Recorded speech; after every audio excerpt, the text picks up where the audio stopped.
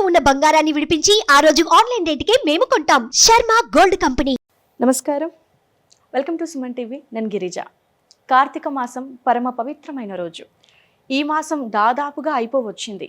అందులోనూ ఆదివారం రోజున అమావాస్య వచ్చింది. మామూలుగానే ఆదివారం అమావాస్య అంటే చాలా స్పెషల్గా అనుకుంటారు, పూజా విధానాలు కానీ వివిధ కైంకర్యాలకు కానీ. అందులోనూ కార్తీక మాసం అయితే ఇది చాలా విశిష్టంగా భావిస్తారు. అయితే దీనికి సంబంధించి ఎలాంటి పరిహారాలు చేయాలి, ఎలాంటి పూజా విధానాలు ప్రారంభించాలి అనే విషయాలు తెలియజేయడానికి మనతో పాటు ప్రముఖ జ్యోతిష్య పండితులు బ్రహ్మశ్రీ నందిపట్ల శ్రీహరి శర్మ గురువు గారు ఉన్నారు. గురువు గారితో మాట్లాడదాం. గురువుగారు నమస్కారం. వాగర్థావివ సంపృక్తౌ వాగర్థ ప్రతిపత్తయే జగతః పితరౌ వందే పార్వతీ పరమేశ్వరౌ. సదాశివసమారంభాం శంకరాచార్య మధ్యమాం అస్మదాచార్య పర్యంతం వందే గురు పరంపరాం. ఆదిత్యాయ చ సోమాయ మంగళాయ బుధాయ చ గురుశుక్ర శనిభ్యశ్చ రాహవే కేతవే నమః. శృంగేరి జగద్గురు పీఠాధిపతులకి, కంచి పీఠాధిపతులకి నమస్కారములు తెలియచేసుకుంటూ కార్యక్రమాన్ని ప్రారంభిద్దాం. గురువుగారు, ఆదివారం అమావాస్య అంటేనే చాలా స్పెషల్గా చూస్తారు మన హిందువులు.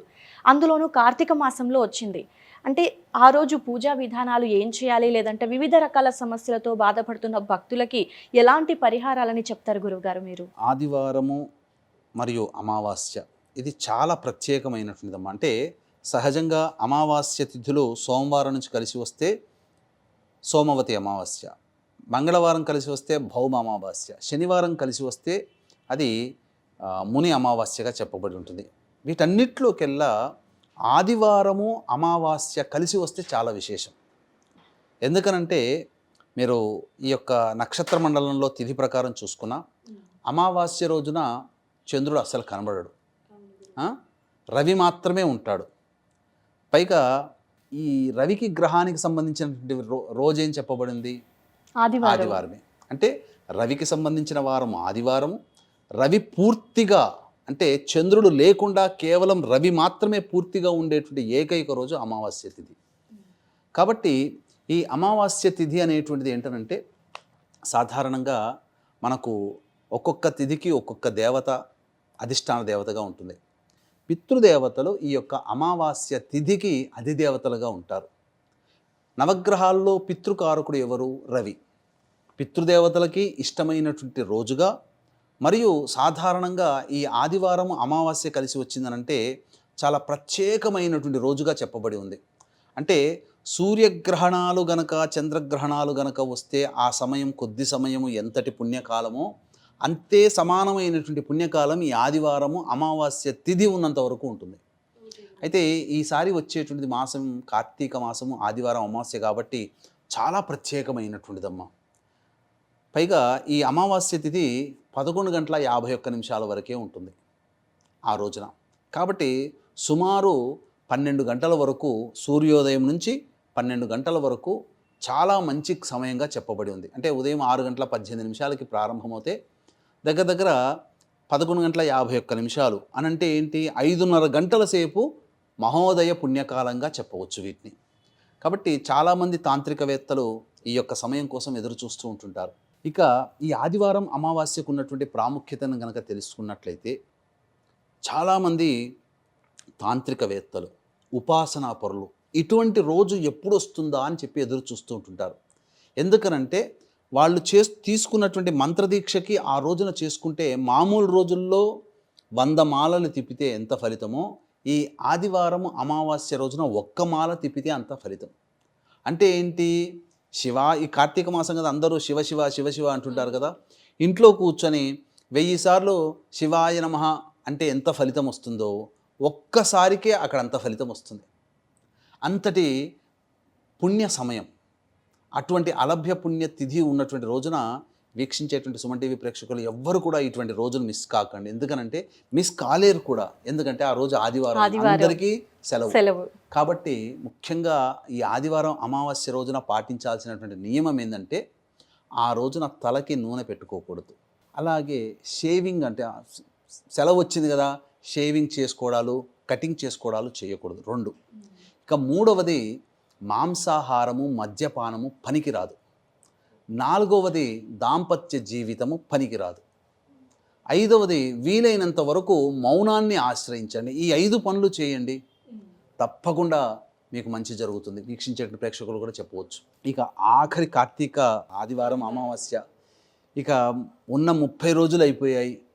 ఇక ఇంతవరకు శివానుగ్రహం పొందడానికి ఎటువంటి ప్రయత్నం చేయలేని అన్నవాళ్ళు ఇక ఇప్పటి వరకు చాలా ఆనందంగా చేసుకుంటూ వచ్చి ఇక ఆఖరి రోజు అన్నప్పుడు ఒక ఉద్విగ్నమైనటువంటి భావన ఉంటుంది మనుషులలో. అయ్యో ఇప్పుడే అయిపోయిందా అనే ఒక భావనతో పాటు ఇంకా ఆ శివయ్యకి నేను సేవ చేసుకునే శక్తి నాకు మంచి రోజులు అయిపోయాయా అంటే అన్ని రోజులు మంచివే, కానీ కార్తీక మాసం ప్రత్యేకం కాబట్టి అలాంటి భావన ఉన్నటువంటి వాళ్ళు ఈ ఆఖరిగా ఈ కార్తీక మాసం అమావాస్య ఆదివారం వచ్చింది కాబట్టి ఆ రోజున బ్రహ్మముహూర్త కాలంలో లేచి కాలకృత్యాదులు తీర్చుకొని చక్కగా శివుని చిత్రపటం ముందు అష్టదళ పద్మం వేసి ఆవునేతితో దీపారాధన చేసి ఇక ఆ అమావాస్య రోజున ఇంట్లో అవకాశం ఉంటే నెల రోజులు చేసుకున్న వాళ్ళు ఆ రోజున కూడా శివాభిషేకం చేసుకోవాలి. ఇప్పటి వరకు చేసుకోలేనటువంటి వాళ్ళు ఇంట్లో శివలింగం పెట్టుకునైనా చిన్నగా బొటన వేలంతగా ఉండే శివలింగం పెట్టుకునైనా వివిధ పండ్ల రసాలతో ఏవి లేవు ఆవు పాలతో లేవు మంచినీళ్ళతోనే అభిషేకం చేయండి. ఈశ్వరుడు అనుగ్రహిస్తాడు. పెద్ద ద్రవ్యాలు తెచ్చుకోవాల్సిన అవసరం లేదు, అందరికీ అవకాశం ఉండదు కదా. కాబట్టి ఆ అభిషేకం చేసిన తర్వాత ఇక శివ సహస్రనామ పారాయణం చేయాలి, చేసి అర్చన చేసుకోవాలి. ఇక ధూపదీప నైవేద్యాలు ఎవరి శక్తిని అనుసరించి నైవేద్యము చక్కగా పండ్లు పాలు పెట్టవచ్చు, మిశ్రీ పెట్టవచ్చు, డ్రై ఫ్రూట్స్ పెట్టవచ్చు. ఈ విధంగా చేసిన తర్వాత అమావాస్య కాబట్టి ఉదయిస్తున్నటువంటి సూర్యుడికి ఒకసారి నమస్కారం చేసుకొని సూర్యాష్టకం 6 సార్లు చదివి ఇక ఆ తులసి చెట్టు దగ్గర ఆవునేతితో దీపారాధన చేసి విష్ణు సహస్రనామ పారాయణము ఒకసారి లేదు సమయం లేదు విష్ణు అష్టోత్తరం 3 సార్లు అయినా పారాయణం చేసిన తర్వాత శివాలయంలో కానీ విష్ణు ఆలయంలో కానీ ఎక్కడైనా కానీ రావి చెట్టు ఉంటుంది, కొన్ని ప్రదేశాలలో మర్రి చెట్టు కూడా ఉంటుంది. కాబట్టి రావి చెట్టు చుట్టైనా మర్రి చెట్టు చుట్టైనా ఎవరికి ఇష్టమైతే ఆ నామం శివాయ నారాయణాయ నమః అనండి చాలు. ఇద్దరిని పూజించిన ఫలితం కలుగుతుంది. శివాయ నారాయణాయ నమః అనుకుంటూ రావి చెట్టు చుట్టైనా మర్రి చెట్టు అయితే మరీ విశేషం. కాబట్టి మర్రి చెట్టు చుట్టైనా తిరిగి అక్కడ రావి చెట్టు మొదట్లో ఒక రాగి చెంబుడు నీళ్లు, మర్రి చెట్టు మొదట్లో రాగి చెంబుడు నీళ్లు వేసి వెనక్కి తిరిగి చూడకుండా ఇంటికి వచ్చేయాలి. ఎన్ని ప్రదక్షిణలు చేయాలంటారు? 27 ప్రదక్షిణలు ఓపిక 54, 27, 41, 108 చేయవచ్చు. చేసిన తర్వాత ముఖ్యంగా ఇక ఆ మర్రి చెట్టు దగ్గర లేదా రావి చెట్టు దగ్గరైనా కానీ అందులో శివానుగ్రహం కోసం అక్కడ ప్రధానంగా ముడుపు కట్టాలి. ఆ అమావాస్య గడియల్లోనే ముడుపు కట్టాలి. ఏ సమయంలో ముడుపు కట్టాలి అని అంటే అక్కడ ఆదివారం రోజున 7 గంటల 18 నిమిషాల వరకు రవిహోర ఉంటుంది. కాబట్టి ఉద్యోగ సంబంధముగా ఉన్నటువంటి వాళ్ళు ఉద్యోగం లభించాలి అని చెప్పి అక్కడ ముడుపు కట్టాలి. ఇక దాంపత్య సమస్యలు వివాహ కాకుండా ఇబ్బంది పడుతుంటుంటారు కదా, అటువంటి వాళ్ళు 7 గంటల 18 నిమిషాల నుంచి 8 గంటల 18 నిమిషాల మధ్యకాలంలో ముడుపు కట్టండి. రావి చెట్టుకైనా కట్టొచ్చు, మర్రి చెట్టుకైనా కట్టొచ్చు. ఇక వ్యాపారం సరిగ్గా లేనటువంటి వాళ్ళు, వ్యాపార పరంగా ఇబ్బంది పడుతున్నటువంటి వాళ్ళు, విద్యాపరంగా ఇబ్బంది పడుతున్నటువంటి వాళ్ళు ఈ 8 గంటల 18 నిమిషాల నుంచి 9 గంటల 18 నిమిషాల మధ్యకాలంలో ముడుపు కట్టొచ్చు. ఇక 9 గంటల 18 నిమిషాల నుంచి 10 గంటల 18 నిమిషాల మధ్యకాలంలో చంద్రహోర ఉంటుంది. ఈ చంద్రహోర మీకు ప్రధానంగా అనారోగ్య సమస్యలతో బాధపడుతున్నటువంటి వాళ్ళు, సర్వ విధాలుగా పబ్లిక్ లైఫ్తో కూడుకున్నటువంటి వృత్తిలో ఉన్నటువంటి వాళ్ళందరూ కూడా ఈ 9 గంటల 18 నిమిషాల నుంచి 10 గంటల 18 నిమిషాల మధ్యకాలంలో ముడుపు కట్టవచ్చు. ఒక్కొక్కరికి ఒక్కో సమయం ఉంటుంది. ఓకే. 10 గంటల 18 నిమిషాల నుంచి 11 గంటల 18 నిమిషాల మధ్యకాలంలో శనిహోర ఉంటుంది. కాబట్టి రావి చెట్టు కంటే ఈ శనిహోరలో నవగ్రహాల చుట్టూ శివాయ నమః అంటూ 27 ప్రదక్షిణలు చేసి శనీశ్వరునికి తైలాభిషేకం జరిపించుకొని అన్నము నల్ల నువ్వులు కలిపిన ముద్దలు 8 ముద్దలు నైవేద్యంగా పెట్టి జమ్మి చెట్టు దగ్గర కానీ లేదా మర్రి చెట్టుకు కానీ ముడుపు కట్టి శని బాధలు తొలగిపోవాలని చెప్పి నల్ల వస్త్రంతో ముడుపు కడితే చాలా మంచిది. గురుగారు ముడుపు అన్నారు, ముడుపు ఏ విధంగా అంటే అందులో ఏమేమి పెట్టాలి? ముడుపు అన్నప్పుడు సాధారణంగా మనకు సంకల్పం ఒక మంచి చీటీ పేపర్లో కానీ లేకపోతే మామిడి ఆకు మీదనైనా కానీ మన సంకల్పం నెరవేరాలి. ఏ సంకల్పము, ఏ పేరు, మన గోత్రము, మన పేరు అక్కడ పెట్టి అందున తర్వాత ఈ పశుపక్ష్యాదులు తినడానికి అవసరమైనటువంటివి ఏవైనా కానీ బియ్యములు కానీ గోధుమలు కానీ మూటగట్టి చేయవచ్చు. ఆ విధంగా ఆ కట్టిన తర్వాత అప్పుడు ఆ ముడుపు కట్టేసేసి ఆ శనిహోరలో సంబంధించింది చేయవచ్చు. ఈ తదనంతరం ఇక్కడ ఈ శనిహోరలో శనిదోష నివారణగా వృషభ మిథున కర్కాటక సింహతుల వృశ్చిక మకర కుంభమీన రాశిలో జన్మించిన వాళ్ళు ఈ విధంగా శనిదోష నివారణార్థమే చేయవచ్చు. ఇక గురుహోరలో ఉన్నప్పుడు ఏంటంటే విద్యాపరంగా ఇబ్బందులు ఎదుర్కొనేటువంటి వాళ్ళు ముఖ్యంగా 11:18 నుంచి 11:50 వరకు గురుహోర ఉంటుంది. 11:51 అమావాస్య వెళ్ళిపోతుంది.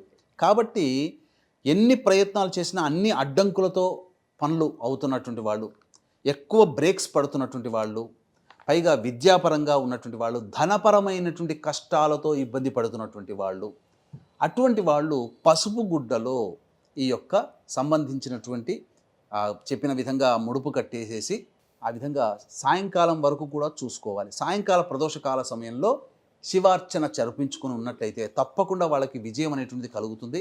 ముఖ్యంగా ఈ ఆదివారం అమావాస్య ఉన్నటువంటి సందర్భంలో చాలామంది చేసుకోవాల్సినటువంటిది ఏంటంటే వ్యాపారస్తులు కానీ ఇంట్లో ఉన్నటువంటి వాళ్ళు కానీ దిష్టి తీసుకోవాలమ్మా. దిష్టి అనేటువంటిది పరిపరి విధాలుగా తీసుకోవచ్చు. అయితే వీక్షించేటువంటి ప్రేక్షకులు ఈ యొక్క కార్తీక మాసం అమావాస్య డిసెంబర్ 1వ తారీఖు పోలి అనేటువంటి మహిళకి స్వర్గ ప్రాప్తి కలిగినటువంటి రోజు మార్గశిర శుద్ధ పాడ్యమి అనగా డిసెంబర్ 2వ తారీఖు. ఈ డిసెంబర్ 2వ తారీఖు రోజున మీ జాతకరీత్యా కలుగు విద్య, వివాహ, ఉద్యోగ, దాంపత్య, సంతాన, అనారోగ్య సమస్యల నివారణకి మరియు గోచారరీత్యా కలుగు వృషభ మిథున కర్కాటక సింహతుల వృశ్చిక మకర కుంభమీన రాశుల్లో జన్మించిన వారికి శనిదోష పరిహారార్థమై సర్వదోష నివారణ పూజలు, హోమాలు అనేటువంటివి పర్ హెడ్ 1500 రూపాయలకి చేయించడం జరుగుతుంది. అవకాశం ఉన్నవాళ్ళు కార్యక్రమ తదనంతరం కాంటాక్ట్ చేసి పూర్తి వివరాలు తెలుసుకోవచ్చు. ఇక గమనించుకున్నట్లయితే దిష్టి ఏ విధంగా తీయాలి, ఈ దిష్టికి సంబంధించినటువంటిది ఉన్నప్పుడు చంద్రహోరలో గనక దిష్టి తీసుకుంటే చాలా విశేషం అమ్మ. కాబట్టి మనకు చంద్రహోర ఎప్పుడుంది? ఆదివారం రోజున 7:00, 8:00, 9:00, 10:00 అంటే 9:18 నుంచి 10:18 మధ్య కాలంలో పిల్లలు గలవాళ్ళైతే ఒక చిన్న కుండ తీసుకొని దాంట్లో అన్నము నింపి దానిపైన పసుపు కుంకుమ పెట్టి 3 సార్లు అటుగా ఇంటి సింహద్వారం మీద ఆ గడప మీద పిల్లల్ని కూర్చోబెట్టాలి. 3 సార్లు క్లాక్ వైజ్ డైరెక్షన్గా తిప్పి అప్పుడు పైనుంచి కిందికి దిగదురుపుగా 3 సార్లు చేయాలి. తర్వాత మళ్ళీ ఎడమ వైపు నుంచి కుడి వైపుకి యాంటీ క్లాక్ వైజ్ డైరెక్షన్లో 3 సార్లు తిప్పి మళ్ళీ 3 సార్లు దిగదురుపుగా చేయాలి. చేసిన తర్వాత వాటిని 4 కూడల ప్రదేశంలో వేసేస్తే సరిపోతుంది, లేదా ఎవరు తొక్కని ప్రదేశంలో వేసినా సరిపోతుంది. ఆ విధంగా దిష్టి ఎవరైనా తీసుకోవచ్చా గురుగారు? ఎవరైనా తీసుకోవచ్చు. ఇంకా కొంతమంది చెప్పు తిప్పుతారు, కొంతమంది చోట్ల ఈ సంబంధించినటువంటి చీపురు కట్ట తిప్పుతారు, కొంతమంది ఏంటంటే ఉప్పు మిరపకాయలు పట్టుకొని తిప్పుతారు. ఆ విధంగానైనా చేయవచ్చు. దిష్టి తీయడానికి ఈ విధంగా చేయొచ్చు. కొంతమంది అయితే గుమ్మడికాయని బలిస్తారు పిల్లల్ని కూర్చోబెట్టి. సకల దిష్టి దోషాలు తొలగిపోతాయి. ముఖ్యంగా ఈ 9 గంటల నుంచి 10:18 మధ్యకాలంలో కనుక చేసినట్లయితే సమస్త విధములైనటువంటి దిష్టి దోషములు అందరికీ తొలగిపోతాయి. ఎందుకంటే ఈ రోజున అందరికీ దిష్టి దోషాలే ఎక్కువగా ఉన్నాయి.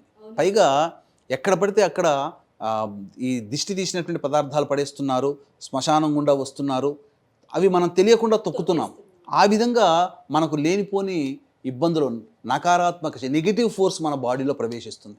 కాబట్టి ఆ విధంగానైనా కానీ ఆ దిష్టి అనేటువంటిది ఆ విధంగా ఆ రోజున కనుక తీసుకుంటే చాలా మంచిది.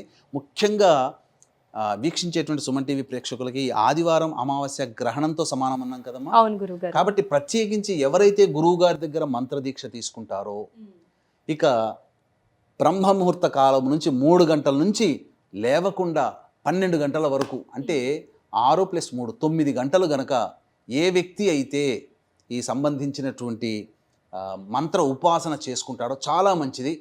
ఇంకా ఈ ఆదివారం అమావాస్య పితృదేవతలకు సంబంధించినటువంటి చాలా ఉపయుక్తమైనటువంటి రోజు. కాబట్టి ఆ రోజున ఈ పితృదేవతల యొక్క అనుగ్రహం కోసం తర్పణాది కార్యక్రమాలు కూడా ఇంట్లో చేసుకుంటే చాలా విశేషం అమ్మ.